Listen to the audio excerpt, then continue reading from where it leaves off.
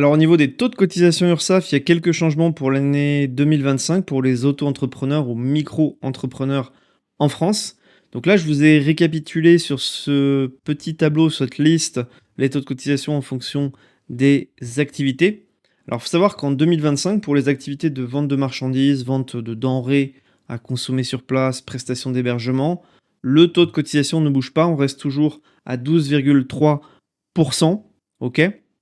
Ensuite, pour les prestations de services commerciales, artisanales, en gros, c'est les prestataires de services, on a un taux de cotisation qui ne bouge pas, on est à 21,2% en 2025. Pour les locations meublées BIC, notamment les meublés de tourisme classés, on est à 21,2% de cotisation sociale URSSAF. Pour les BNC, c'est là où il y a un changement, c'est pour les professions libérales, les BNC. Là, on a un taux de cotisation qui augmente parce que l'État veut mieux protéger les BNC, les professions libérales. On passe à 24,6% de cotisation URSSAF. Pour les professions libérales réglementées et non réglementées qui relèvent de la CIPAV, donc c'est une caisse de cotisation différente, mais qui sont en BNC, leur taux de cotisation sociale, il est à 23,2%. Donc bien évidemment que tous ces taux-là ils sont appliqués en fonction du chiffre d'affaires qui est déclaré par le micro-entrepreneur, l'auto-entrepreneur. Il faut noter que ces taux pour les prestations de services non réglementées libérales BNC et pour les professions libérales relevant de la CIPAV, ils ont augmenté en 2025 afin de renforcer leur protection sociale, notamment en matière de retraite complémentaire. Comme j'ai dit, voilà, l'État veut mieux protéger ces professions, donc voilà, ils ont augmenté les taux de cotisation en contrepartie. Pas débattre de l'intérêt, de l'utilité de l'augmentation de ces taux de cotisation sociale, c'est pas l'objet de la vidéo. Mais voilà, gardez en tête que les changements de cotisation sociale, de taux de cotisation sociale, c'est avant tout pour les BNC, professions libérales réglementées, non réglementées. Et en plus des cotisations sociales, les entrepreneurs doivent également s'acquitter de la CFP. Donc la CFP, c'est la contribution à la formation professionnelle. Et le taux, il varie entre 0,1 et 0,3% du chiffre d'affaires en fonction de l'activité exercée. Donc ce taux de 0,1, 0,3, il s'ajoute au taux que je vous ai présenté précédemment. D'accord. Donc il faut cumuler ces différents taux. Et voilà, pour les auto-entrepreneurs, c'est vraiment important de prendre en compte ces taux de cotisation, d'être au courant, de savoir à quelle sauce vous allez être mangé, parce que ça a un impact sur votre business, ça a un impact sur votre vie, et ça doit être pris en compte dans votre prévisionnel, hein, parce qu'aujourd'hui, voilà, il faut compter 22% pour les prestataires de services au niveau des cotisations sociales, entre 12 et 13% pour les vendeurs de biens, de marchandises. Pour les professions libérales, c'est aux alentours de 23, entre 23 et 25% de cotisations sociales aujourd'hui en 2025. Ok, donc prévoyez bien ces sommes-là, ne vous retrouvez pas à court de trésorerie parce que c'est des cotisations obligatoires à payer, hein. Il faut être en capacité de les anticiper. Par rapport aux cotisations sociales, moi ce que je vous recommande aussi, c'est de déclarer et payer tous les trimestres. Vous pouvez le faire tous les mois, mais de mon expérience, je vous recommande de faire les déclarations tous les trimestres parce qu'au moins vous avez juste 4 déclarations à remplir au lieu de 12. Ça vous fait gagner du temps, ça vous évite de perdre du temps sur les déclarations tout simplement. Puis l'impact, il est le même, ce sera le même montant de cotisation que vous allez payer. Donc voilà, déclarez et payez vos cotisations tous les trimestres, c'est plus simple. Et là, dans un second temps, je vais vous montrer comment on immatricule son auto-entreprise, sa micro-entreprise facilement, rapidement, à moindre frais avec Legal Place. Vous pouvez le faire vous-même sur le site du guichet unique. C'est pas l'option que je vous recommande. Pourquoi? Parce qu'il y a un risque de rejet du greffe, il y a un risque d'erreur si vous n'êtes pas dans le domaine, que vous faites une erreur, que vous ne remplissez pas le formulaire correctement, ça va vous causer du souci par la suite. Puis vous allez perdre du temps, ça va prendre des heures et des heures pour échanger avec l'URSSAF, avec le greffe, modifier les formalités s'il y a des erreurs. Donc le plus simple, c'est vraiment pas cher, c'est de passer par Legal Place. C'est le numéro 1 de la création d'entreprise en ligne. Et je vais vous montrer comment on immatricule son auto-entreprise, sa micro-entreprise via Legal Place tout de suite. Alors pour créer sa micro-entreprise, rien de plus simple.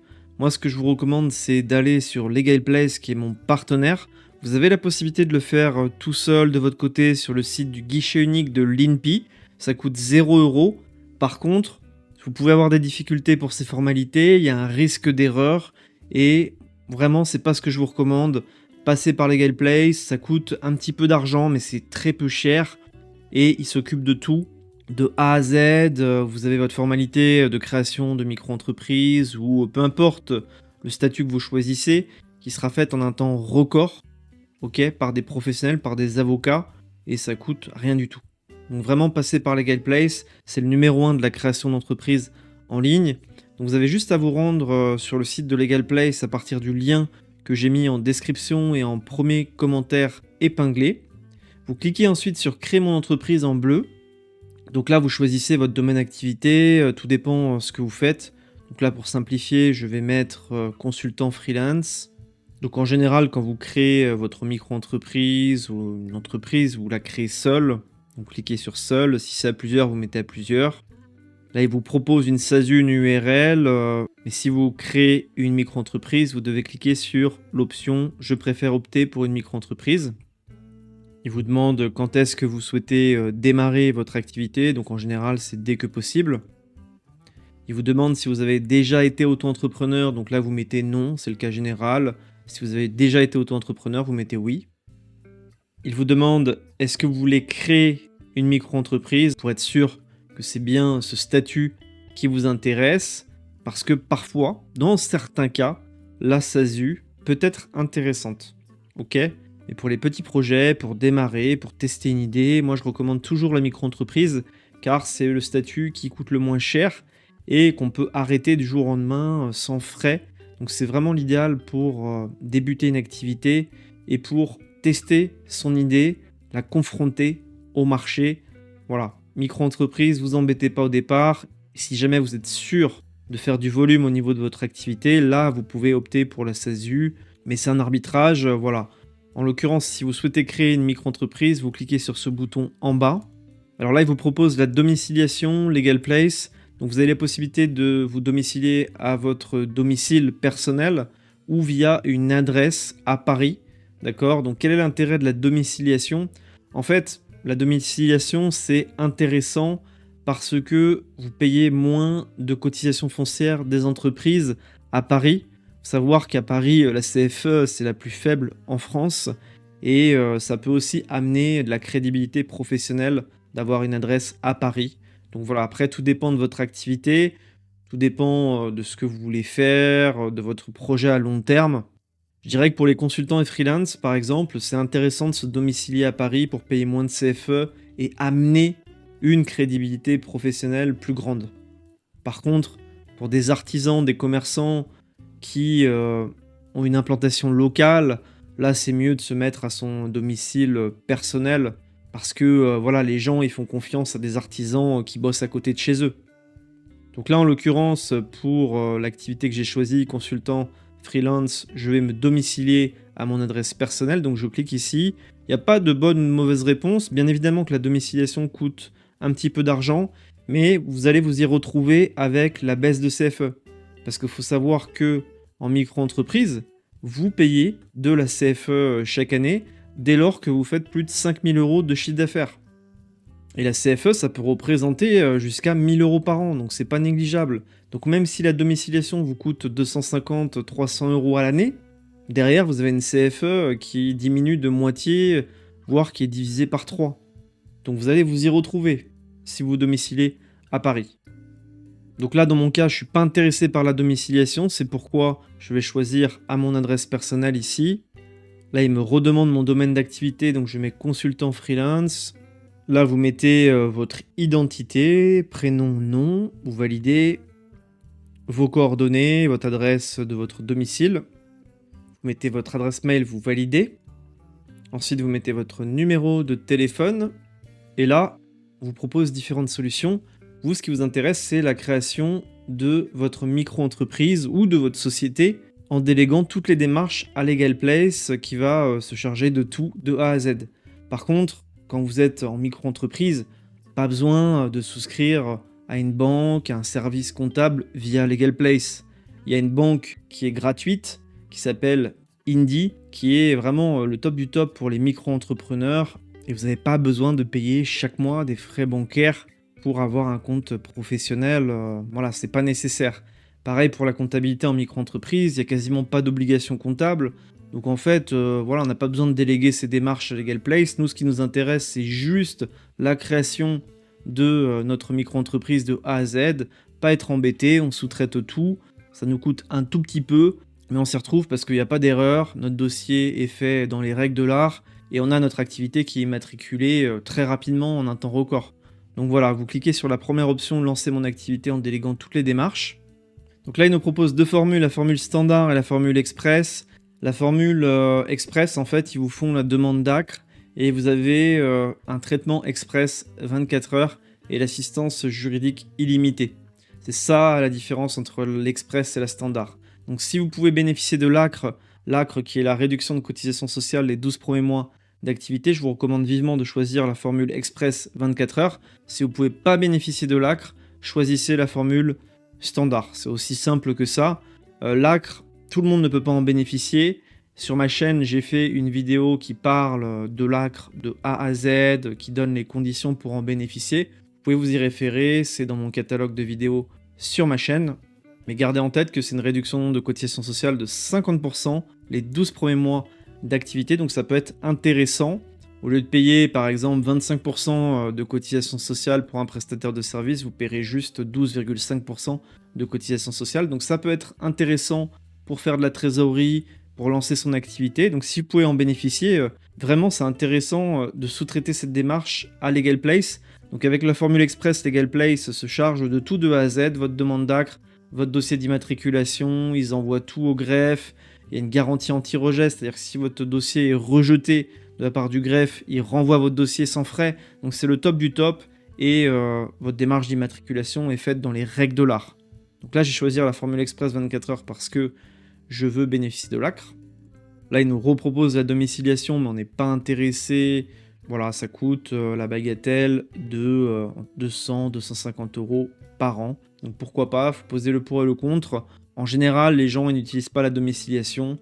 Ils restent chez eux, domiciliés au niveau de leur résidence principale, mais financièrement, ça peut avoir un intérêt de se domicilier à Paris, comme je l'ai dit.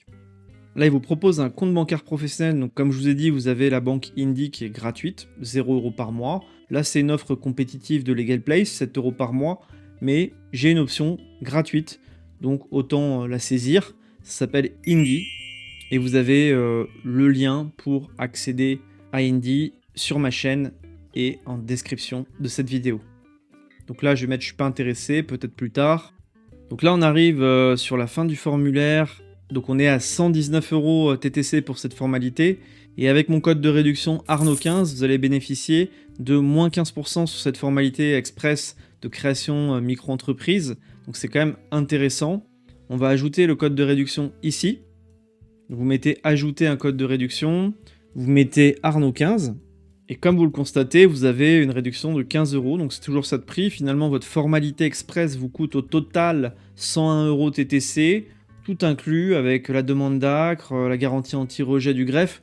Donc c'est vraiment peu cher pour tout ce que vous récoltez en retour. Ça vous évite des tracas administratifs, ça vous évite une perte de temps avec des interactions avec l'URSSAF et le greffe. Et vous évitez aussi les erreurs sur les formulaires d'immatriculation, ça peut arriver et ça peut planter votre activité par la suite. Donc c'est toujours bon de sous-traiter ces démarches-là à des professionnels qui sont habitués à remplir tous ces formulaires. Ça évite de faire des erreurs, ça fait gagner du temps et il y a moins de charge mentale. Vous voyez, pour 101 €, moi je trouve que ça vaut le coup en sachant qu'ils font tout de A à Z. Donc n'oubliez pas de renseigner mon code si vous voulez bénéficier des 15%. Si vous ne le renseignez pas, bien évidemment, vous paierez plein pot à 119 € TTC. Après avoir réglé ce montant, vous allez accéder à un formulaire qui prend 3-4 minutes à remplir. Il faut renseigner votre identité, renseigner les détails de votre activité, l'option que vous choisissez, notamment au niveau du paiement des cotisations sociales. Il faut savoir qu'au niveau du paiement des cotisations sociales, vous pouvez les payer soit tous les 3 mois, soit tous les mois au niveau des cotisations URSSAF, d'accord ? Moi, je recommande de déclarer ces cotisations sociales et de les payer tous les trimestres. Ça évite de faire 12 déclarations dans l'année. Ça permet juste d'en faire une par trimestre, donc 4 dans l'année. Donc, c'est toujours intéressant. Et il y a une information aussi qui est importante à connaître, c'est le code NAF ou code APE qui permet de savoir quelle activité vous exercez. Ça, c'est à titre statistique pour le greffe. Et pour trouver votre code APE, code NAF, vous avez juste à aller sur le site de l'URSSAF, mon-entreprise.ursaf.fr et taper tout simplement l'activité que vous exercez. Donc par exemple, un développeur, il tape développeur. et on lui propose programmation informatique et le code NAF c'est 6201Z. Donc voilà comment on trouve un code NAF, un code APE, c'est très simple. Vous allez sur ce site, vous le retenez bien, vous tapez votre métier, ce que vous faites, et il va vous proposer différents codes APE, code NAF, vous choisissez celui qui est le plus en rapport avec votre activité. Si par exemple vous êtes fleuriste, n'allez pas trop vite pour taper et arrêtez-vous quand il vous propose certaines choses. Là, il vous met commerce de détail de fleurs, plantes, graines, donc vous choisissez ce code NAF à 4776Z. C'est le plus cohérent. Si vous voulez devenir graphiste, vous tapez graph, et donc là, il vous propose les différents codes APE, code NAF. Donc là, on a activité spécialisée de design, ça peut être ça, 7410. Activité photographique, vous voyez, vous choisissez, il vous propose différents codes NAF sur le site de l'URSSAF. Vous choisissez celui qui correspond le plus à votre activité. Mais voilà un moyen très simple de trouver votre code APE, code NAF sur le site de l'URSSAF, mon-entreprise.ursaf.fr. Donc c'est vraiment les deux seules choses à savoir pour remplir votre questionnaire après avoir payé Legal Place. Après, vous inquiétez pas, s'il y a un souci, si vous avez des questions, vous avez le service client de Legal Place qui vous aide et qui vous oriente dans ce formulaire. Il prend 3-4 minutes à remplir. Les deux points importants, c'est le code NAF, code APE, dont je vous ai parlé à l'instant. Vous pouvez le trouver sur ce site-là, à partir des mots-clés qui définissent votre activité. Et puis sur les cotisations URSSAF, vous embêtez pas. Vous laissez l'option de la déclaration et du paiement des cotisations sociales trimestrielles et non mensuelles. Voilà ce qu'il faut savoir au niveau de ce formulaire. Et après, ça part chez Legal Place. Ils font la démarche d'immatriculation, ils envoient toutes les infos au greffe et ils immatriculent votre entreprise, votre micro-entreprise en un temps record. C'est réalisé par des avocats, des juristes professionnels. Le fondateur de Legal Place a fait Harvard, donc c'est une pointure dans son domaine. Voilà, c'est le numéro 1 de la création d'entreprises en ligne, donc vous pouvez leur faire confiance les yeux fermés. N'oubliez pas de renseigner mon code Arnaud15 pour bénéficier des 15%, ce serait dommage de passer à côté. Puis si vous avez des questions par rapport à votre formalité de création d'entreprise ou par rapport à la micro-entreprise ou toute autre question, n'hésitez pas à me les mettre en commentaire. Et puis si vous avez aimé cette vidéo, que vous l'avez trouvée utile, n'oubliez pas de liker, abonnez-vous. En tout cas, je vous remercie pour votre écoute et je vous dis à bientôt.